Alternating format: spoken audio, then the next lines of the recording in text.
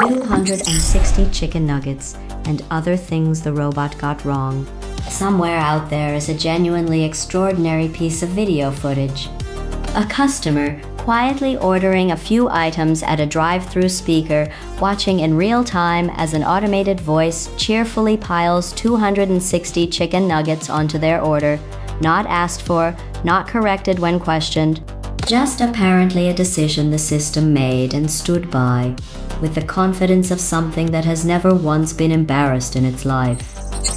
That clip, and a small library of others just like it, is why one of the largest restaurant chains on Earth quietly ended a 3-year experiment in June 2024. The idea itself was sound enough on paper. Build a voice ordering system, developed with a major technology partner, roll it out to over 100 drive-through locations across the country. Let artificial intelligence take the orders so staff could focus on making the food instead of shouting over an intercom at people who mumble. Then the internet got involved.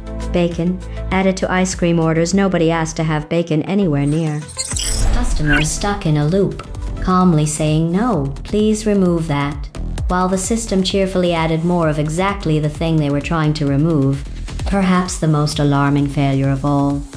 The system quietly merging orders from 2 entirely different cars in 2 entirely different lanes into one single deeply confused receipt, because it apparently couldn't reliably tell that 2 separate voices, 30 feet apart, belonged to 2 separate customers. Company's own numbers, once people went looking, told the real story behind the memes. The system had plateaued at somewhere around 80 to 85% order accuracy. A human taking the same orders typically manages 90% or better. That gap doesn't sound enormous written down as 2 numbers. Translated into a working drive-through during a lunch rush, it's the difference between a queue that moves and a queue where staff are quietly redoing orders behind the scenes while pretending everything's fine, because the tool that was supposed to speed things up had become one more thing somebody had to double-check. Background noise, regional accents, people changing their mind halfway through a sentence, the way actual humans order food, all of it individually survivable, stacked together at drive-through speed. With a paying customer waiting, it was apparently more than the system could reliably handle. None of this makes the underlying idea foolish. Voice ordering at scale is a genuinely sensible problem to want solved.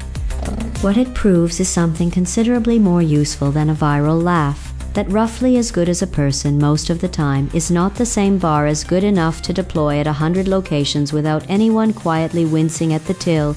85% accuracy sounds impressive in a slide deck. It sounds considerably less impressive as 260 chicken nuggets sliding across a counter toward someone who ordered a small fries.